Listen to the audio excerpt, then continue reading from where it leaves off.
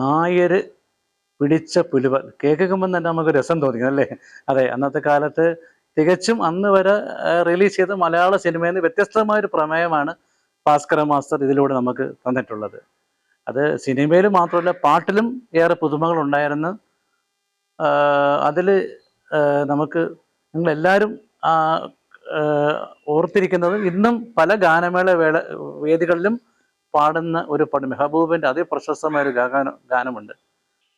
കാത്തു സൂക്ഷിച്ചൊരു കസ്തൂരി മാമ്പഴം കാക്ക കൊത്തി പോകും, അയ്യോ കാക്കച്ചി കൊത്തി പോകും, നോക്കി നിന്നൊരു കാരകാരപ്പഴം നോട്ടം തെറ്റിയാൽ പോകും, നോട്ടം തെറ്റിയാൽ പോകും. കാത്തു സൂക്ഷിച്ചൊരു കസ്തൂരി മാമ്പഴം കാക്ക കൊത്തി പോകും, അയ്യോ കാക്കച്ചി കൊത്തി പോകും. ഈ ഗാനം മെഹബൂബിന് വളരെയധികം പ്രശസ്തി നേടിക്കൊടുത്തു. ഇന്നും നമ്മുടെ എല്ലാവരും ഈ പാട്ട് പാടാത്ത എനിക്ക് തോന്നുന്നു അധികം പേരില്ല. പിന്നെ ഇതിൻ്റെ പ്രത്യേകത എന്ന് വെച്ചാൽ KP ഉദയഭാനു നമ്മുടെ യേശുദാസ് രംഗത്ത് വരുന്നതിന് മുമ്പേ മലയാളത്തിലെ നായക കഥാപാത്രങ്ങൾക്ക് വേണ്ടി ചുണ്ടനക്കിയിരുന്ന ഉദയഭാനുവായിരുന്നു. പാലക്കാട് ഒരു തരൂർ രാജകുടുംബത്തിൽപ്പെട്ട ഒരു വ്യക്തിയാണ് KP ഉദയഭാനു. KP കേശവമേനോൻ മാതൃഭൂമി പത്രാധിപർ അദ്ദേഹത്തിന് അനന്തരവൻ കൂടിയാണ്. അങ്ങനെ മഹത്തായ സാംസ്കാരിക സംഗീത പാരമ്പര്യമുള്ളൊരു ഗായകനാണ് അദ്ദേഹം. അദ്ദേഹത്തെ രാഘവ മാസ്റ്ററാണ് രംഗത്തേക്ക് കൊണ്ടുവരുന്നത്. അദ്ദേഹത്തിൻ്റെ ഒരു പാട്ടാണ് എന്തിനിത്ര പഞ്ചസാര പുഞ്ചിരിപ്പാലിൽ തങ്കം പുഞ്ചിരിപ്പാലിൽ, എന്തിനിത്ര പഞ്ചസാര പുഞ്ചിരിപ്പാലിൽ തങ്കം പുഞ്ചിരിപ്പാലിൽ, തങ്കം പുഞ്ചിരിപ്പാലിൽ. എന്തിനിത്ര പഞ്ചസാര പുഞ്ചിരിപ്പാലിൽ തങ്കം പുഞ്ചിരിപ്പാലിൽ, തങ്കം പുഞ്ചിരിപ്പാലിൽ. ഈ പാട്ട് പാടിക്കൊണ്ടാണ് KP ഉദയഭാനു, ഇത് സത്യൻ എന്ന അനശ്വര നടന് വേണ്ടിയാണ് KP ഉദയഭാനു ആദ്യമായിട്ട് ചുണ്ടനക്കുന്നത്. ഇനി ഒരു ഡ്യുയറ്റും കൂടെ ഉണ്ട് ഇതിനകത്ത്, അതും KP ഉദയഭാനു പീലിയിലും കൂടെ പാടിയാണ്. മലയാളത്തിൽ ആ കാലത്ത് ഈ കാമുകന്മാർ പ്രേമിക്കുന്ന സമയത്ത് അവരുടെ മനസ്സിലുള്ള ചില ചോദ്യങ്ങൾ ചോദിക്കുകയും തിരിച്ചിങ്ങോട്ട് കാമുകന്റെ ചോദ്യത്തിന് കാമുകൻ മറുപടി പറയും, കാമുകയുടെ ചോദ്യത്തിന് കാമുകൻ മറുപടി പറയുന്ന മറ്റുള്ള ഒരു ഗാന ചിത്രീകരണ രീതി ആ കാലത്ത് മലയാള സിനിമയിൽ ഉണ്ടായിരുന്നു. അതിൻ്റെ ഉദാഹരണമാണിത്.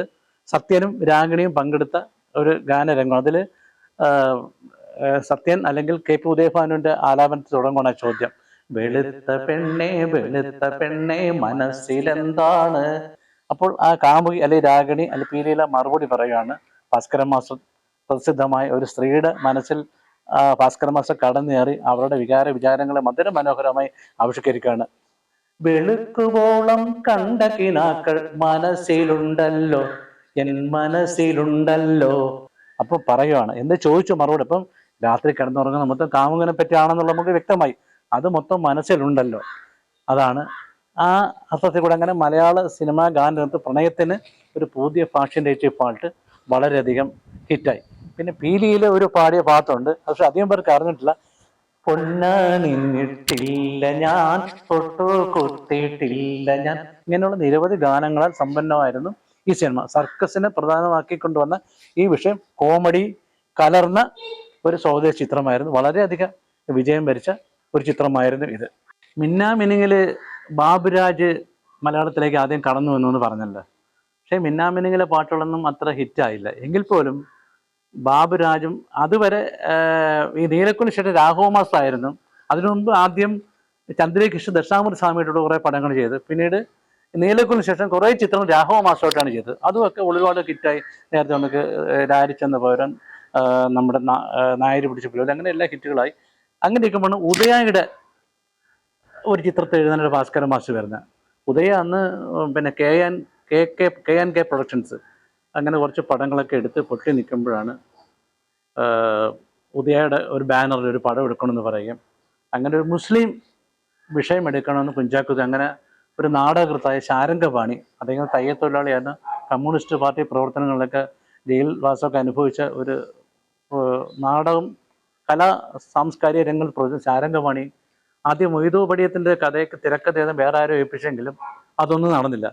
പിന്നീട് ഈ ശാരംഗമായിട്ട് ഒരു നാടകം കുഞ്ചാക്കോയുടെ അടുത്തേക്ക് ഒരു നാടകം എഴുതിയ കാര്യം പറയുകയും അദ്ദേഹത്തെ വിളിച്ചുകൊണ്ട് വരും. അദ്ദേഹം ഒരു സീൻ എഴുതിയത് കുഞ്ചാക്കോയ്ക്കും അപ്പച്ചനും അത് മറ്റെല്ലാവർക്കും അതിഷ്ടമായി. അങ്ങനെ ഉമ്മ സിനിമയ്ക്ക് തുടക്കം കുറിച്ചു. അതിൽ പാട്ടുകൾ രചിക്കാൻ ഭാസ്കര മാസ്റ്റർ വിളിക്കുന്നുണ്ട്. അന്നേരം ഭാസ്കര മാസ്റ്റർ നീലക്കുയിലും രാരിച്ചെന്ന പോലും നായർ പിടിച്ചപ്പോലൊക്കെ വന്ന് പ്രശസ്തനായി കഴിഞ്ഞു. അങ്ങനെ ഉദയ എന്ന വലിയ കമ്പനിയിലേക്ക്, അവരുടെ പുതിയ സംരംഭത്തിലേക്ക് ഭാസ്കര മാസ്റ്റർ കടന്നു വരികയാണ്. അതിൽ നേരത്തെ നമ്മൾ പറഞ്ഞ ഭിന്നാമിനിങ്ങളുടെ ബാബുരാജ് പുതിയ ഒരു സംഗീത സംവിധായകൻ. അദ്ദേഹം കോഴിക്കോട് മേഖലകളിൽ, മലബാർ മേഖലയിൽ പ്രശസ്തനായിരുന്നു അദ്ദേഹം. അതുകൊണ്ട് തന്നെ ഒരു മുസ്ലിം ചിത്രമായതുകൊണ്ട് അദ്ദേഹത്തെ ഇതിന് കൂട്ടാമെന്ന് പറഞ്ഞിരിക്കും. അങ്ങനെ ബാബുരാജ് ഉദയ സ്റ്റുഡിയോയിലേക്ക് വരികയാണ്. ആദ്യം ഭാസ്കരൻ മാസ്റ്ററും ബാബുരാജ് ഉദയയ്ക്ക് വേണ്ടി എടുക്കുന്ന ചിത്രമാണിത്. അതിൽ ആ സിനിമ, അതിൽ ഉമ്മർ സ്നേഹജാൻ എന്ന പേരിൽ അദ്ദേഹം രംഗത്ത് വരുന്ന സിനിമയാണ്. സ്നേഹജാൻ എന്ന പേരാണ് അന്ന്. പിന്നീട് അത് ഉമ്മർ എന്നുള്ള പേര് സ്വീകരിക്കുന്നുണ്ട്. അപ്പോൾ ഇതിലെ ഗാനങ്ങൾ വളരെയേറെ സിനിമയോടൊപ്പം തന്നെ സിനിമ 100 ദിവസത്തിൽ കൂടുതൽ ഓടുകയും ഉദയയുടെ നഷ്ടങ്ങളൊക്കെ തിരിച്ചു പിടിച്ച ചിത്രമായിരുന്നു ഉമ്മ. അപ്പോൾ ഭാസ്കരൻ മാസ്റ്റർ തൻ്റെ ഗാനരചനയുടെ ഒരു പുതിയ മാപ്പിളപ്പാട്ടുകൾക്കും മലബാറിലെ ശീലുകൾക്കും പദങ്ങൾക്കുമെല്ലാം പുതിയൊരു ഭാഷ്യം കൊടുത്തുകൊണ്ട് ഇങ്ങനെ മലയാളത്തിൻ്റെ ഒരു പുതിയ മാപ്പിളപ്പാട്ട് സംസ്കാരത്തിന് രീതി ബാബുരാജ് ഭാസ്കരൻ ടീം എങ്ങനെ ഉടലെടുക്കുകയാണ് ഇതിൽ. അപ്പം ഇതിൽ നമ്മൾ ഈ ഉമ്മയെന്ന് പറയുമ്പോഴേ നമുക്ക് ആദ്യം ഓർമ്മ വരുന്നത് എല്ലാവരും കൊടുകൊടി ചിരിപ്പിക്കുന്ന ഒരു രംഗം കൂടാണിതിൽ. ഒരു വയസ്സൻ പെണ്ണ് കാണാൻ വരുന്ന ഒരു രംഗത്തെപ്പറ്റി അവർ ആ പെണ്ണ് കാണലിന് മുമ്പുള്ള ആ പെൺകുട്ടിയുടെ മനസ്സിൽ ചിന്തകളാണ് രംഗത്ത് ആവിഷ്കരിച്ചേക്കുന്നത്. അപ്പോൾ അത് ജി കൃഷ്ണവേണി എന്ന ഗായിക AM രാജയുടെ ഭാര്യയായിരുന്നു. അവർ പാടി പ്രശസ്തമായ ഒരു ഗാനമാണ് കദളി വാഴ കയ്യിലിരുന്ന് കാക്ക ഇന്നു വിരുന്നു വിളിച്ചു. ഈ കദളി വാഴ കയ്യിലിരുന്ന് കാക്ക ഇന്ന് വിരുന്ന് വിളിച്ചു തികച്ചും നാടൻ പ്രയോഗമാണ്. കാരണം നമ്മുടെ വീട്ടിലൊക്കെ നമ്മൾ പറയാറുണ്ട് കാക്ക ഇരുന്ന് കരയുമ്പോൾ വിരുന്ന് വിളിക്കുക എന്ന് പറയും. അത്ര സൂക്ഷ്മമായിട്ട് മലയാളികൾ എന്നും പുലർത്തി വന്ന ശീലങ്ങളിലൂടെയാണ് ഭാസ്കരൻ മാസ്റ്റർ ഈ പാട്ട് എഴുതിയേക്കുന്നത്. അതാണ് ഇത് പ്രത്യേകത.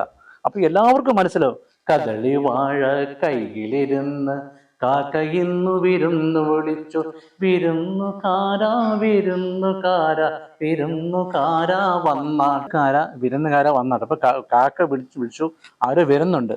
അതിൻ്റെ അടുത്ത വരികൾ ഞാൻ കൂടുതൽ കിടക്കുന്നത് എല്ലാവർക്കും അറിയാവുന്നതാണ്. വയസ്സിനാണ് വരുന്നതെങ്കിൽ പിന്നെ അയില മീൻ കൊടുക്കണം, ഇടിച്ചിടിച്ച് കൊടുക്കാൻ വെറ്റിൽ കൊടുക്കണം എന്നൊക്കെ പദങ്ങളിലൂടെ സരസമായ ഗാനം കൊണ്ട് കൊണ്ടുപോകുന്നുണ്ട് നമുക്കിങ്ങനെ. പക്ഷേ അത് അങ്ങനെ ലളിതമായ പദങ്ങളിലൂടെ മലയാള സിനിമയെ മലയാളത്തിൽ കൂടുതൽ ഒട്ടിച്ചേർന്ന് നിൽക്കുകയായിരുന്നു ഭാസ്കരൻ മാസ്റ്റർ. ഇതിൽ AM രാജ പാടി മലയാളികൾ ഇന്നും ഏറ്റുപാടുന്നൊരു പാട്ടുണ്ട്. അതിലെ പദങ്ങൾ നമ്മൾ ആലോചിക്കണം. തികച്ചും ഈ ഒരു മുസ്ലിം സംസ്കാരത്തിന് ചേർന്ന വാക്കുകളും പദങ്ങളും തന്നെയാണ് ഇതിലെഴുതിയേക്കുന്നത്. ആ തിരക്കഥയ്ക്ക് അനുയോജ്യമായ ഒരു ഗാനരംഗത്തിൽ ഭാസ്കരൻ മാസ്റ്റർ വരികൾ എത്രയും നോക്കാം നമുക്ക്. പാലാണ് തേനാണൻ കൽബിലെ പൈങ്കിളിക്ക് പഞ്ചാര പാൽ കുഴമ്പാണു നീ സൈനബ പഞ്ചാര പാൽ കുഴമ്പാണ്.